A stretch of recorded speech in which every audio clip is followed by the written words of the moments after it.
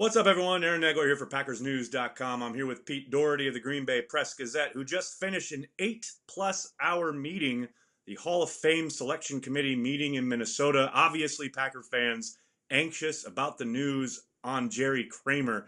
Pete, what was the mood like? What was the presentation like? Walk us through Jerry Kramer's, what got to be considered his final bid for enshrinement. It was good. It was the second presentation of the day, so it was early. So everybody's still fresh, which is probably good. With the three guys who come through the subcommittees, the two seniors committee and the one contributors, those are immediate up or down votes. So we talk about them and then we vote right away. With the other 15, you talk about them, you cut to 10, you talk about them, you cut to 5, then you vote up or down. That's a long, drawn-out process. So this was discuss, vote. So I think that works in their favor too. The mood was really good. There was the only objection pretty much brought up was why did Bart Starr say 4 years ago that Bob Skoronski was the guy who's been left off from those Packers teams that should be on? Given the chance, he never said Kramer. That was basically about the only negative that was brought up. Rick Gosselin made a really thorough presentation. The big thing is the 50th anniversary team. How can you be on that and then not be on the Hall of Fame? That was the biggest thing, and it was a fairly short discussion. I bet it was no more than 15 minutes. I should have timed it and I didn't, but I bet it was about 15.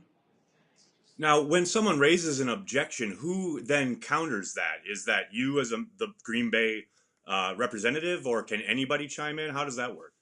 Anybody can. Rick countered a couple of them. I countered with a Star thing. He gave his presentation was probably 4 minutes. It was pretty short. I gave a really short presentation. I just shared two Lombardi quotes, the best Lombardi quotes about Kramer that I could find, because shorter is always better on these things. And everybody was was familiar with them. A bunch of other people chimed in and said, hey, I think he's good. I think he's good for that. One person chimed in with the Star thing. The discussion, like I said, lasted maybe 15 minutes, maybe 20, but I'd say probably closer to 15.